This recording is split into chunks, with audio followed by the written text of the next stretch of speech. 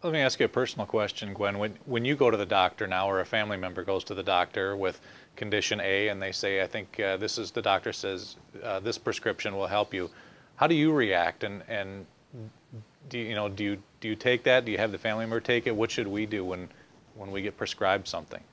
Well, what I tell people is that, doctors like to talk over your head so that you don't ask a lot of questions and that they're the authoritarian.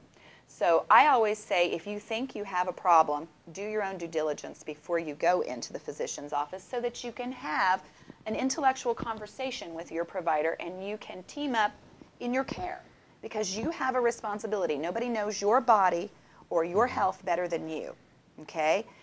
And if it's necessary, push back. Say no. Tell them you want another alternative. Ask for alternatives.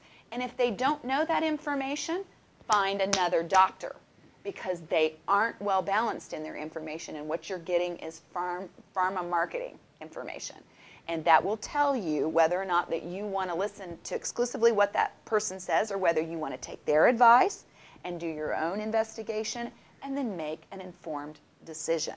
If I go into a doctor's office, which I rarely do, by the way, I see a chiropractor on a regular basis, on a weekly basis, and I handle almost any kind of ailment that I have naturally and with nutrition. And the reason that I do that is because I've almost died a couple of times from taking pharmaceuticals.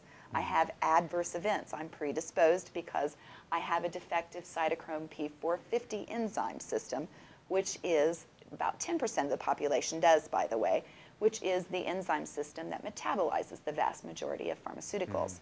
So they build up in my system, and I have adverse events, as we found out did my niece.